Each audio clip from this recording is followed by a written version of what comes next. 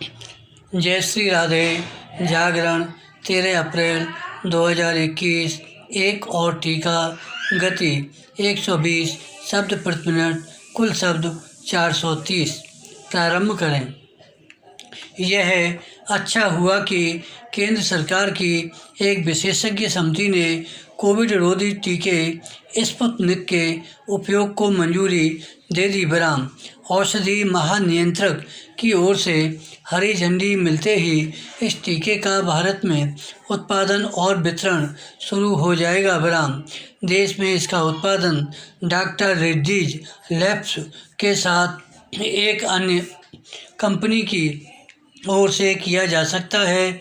इससे टीकों की कथित कमी दूर करने के साथ ही टीकाकरण की रफ्तार बढ़ाने में भी मदद मिलेगी। बराम रूस निर्मित स्पुतनिक टीके की खास बात यह है कि एक तो इसके ट्रायल देश में ही हुए हैं और दूसरे यह 90.16% तक प्रभावी है। इस टीके की विश्वसनीयता का पता इससे भी चलता है कि दुनिया के करीब 50 देशों में इसका इस्तेमाल किया जा रहा है। अब तक कोवैक्सीन और कोविशील्ड के साथ स्पुतनिक की उपलब्धता के आसार दिखने लगे हैं, जब फिर प्रतिदिन 50 लाख लोगों को टीका लगाने के लक्ष्य को हासिल करने की तैयारी की जानी चाहिए। बराम यह ठीक है कि टीका उत्सव के पहले दिन करीब 30 लाख टीके लगे हैं, लेकिन यह संख्या अनुमान से कम है क्योंकि कोरोना संक्रमण उफान पर है और 1 दर्जन से अधिक राज्यों में हालात बेकाबू से दिख रहे हैं। इसलिए केवल टीकाकरण की रफ्तार बढ़ाना ही पर्याप्त नहीं। विराम इसी के साथ यह भी सुनिश्चित किया जाए कि लोग कोरोना संक्रमण से बचे रहने के लिए आवश्यक सावधानी बरतें और यदि वे ढिलाई का परिचय दें तो उनके खिलाफ सख्ती की जाए। विराम पैरा यह कहने में संकोच नहीं कि लोग इस हिदायत में बेपरवाह दिख रहे हैं।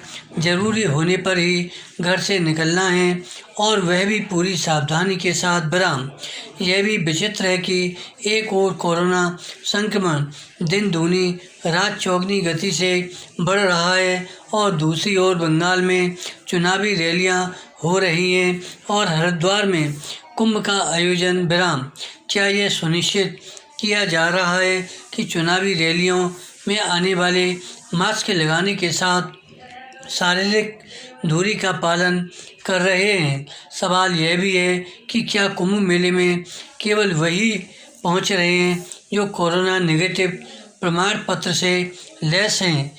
यह समझा जाना चाहिए कि राजनीतिक एवं धार्मिक सांस्कृतिक आयोजन पूरी सतर्कता के साथ आयोजित किया जाना आवश्यक ही नहीं, अनिवार्य है। विराम जब मास्क से लैस रहने के साथ शारीरिक दूरी का पालन करना बहुत ज़रूरी हो गया है, तब यह ठीक नहीं कि देश में ऐसे आयोजन बेपरवाही के साथ होते दिखें जिनमें बड़ी संख्या में लोग जुट रहे हैं। बराम संक्रमण का खतरा बढ़ाने वाले ऐसे आयोजन देश दुनिया को कोई सही संदेश नहीं देते।